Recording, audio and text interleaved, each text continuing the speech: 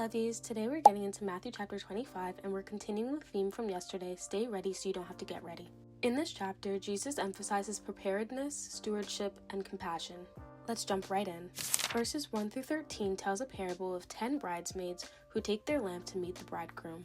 5 of them were wise and brought extra oil, however, 5 of them were foolish and did not. When the bridegroom arrived, only the prepared bridesmaids could go with him to the wedding banquet. Jesus concludes with an admonition. Therefore keep watch, because you don't know the day or the hour, which is in Matthew chapter 25, verse 13. This emphasizes the need for readiness and vigilance in anticipation of Christ's return. Then in verses 14 through 30, it tells the parable of a man who entrusts his wealth to his servants before going on a journey. 2 of them invest and double their master's earnings, however, the third one simply buries it.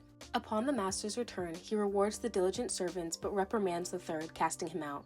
The key lesson is the importance of using gifts and responsibilities God has given us effectively and faithfully. God gives us time, abilities, and other resources that He expects us to invest wisely until He returns. We are responsible to use well what God has given us. The issue is not how much we have, but what we do with what we have. Jesus says in verse 29, "To those who use well what they were given, even more will be given and they will have an abundance. But from those who are unfaithful, even what little they have will be taken away." Jesus then describes the final judgment in verses 31 through 46, where the Son of Man will separate people as a shepherd separates sheep from goats. Those on his right, the sheep, are commended for their acts of kindness and compassion, such as feeding the hungry and visiting the sick, and they inherit the kingdom.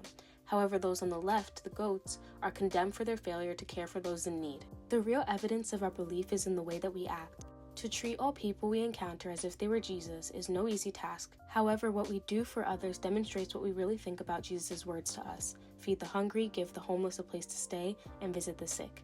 How well do your actions separate you from pretenders and unbelievers? Jesus then teaches in verse 40, "Truly I tell you, whatever you did for one of the least of my brothers and sisters of mine, you did for me." This reflects the call to love and serve others as a reflection of our love for God. Matthew chapter 25 emphasizes watchfulness, responsible stewardship, and living out our faith through acts of service and compassion. I'll be back again tomorrow with chapter 26. I love you and Jesus loves you more. Bye!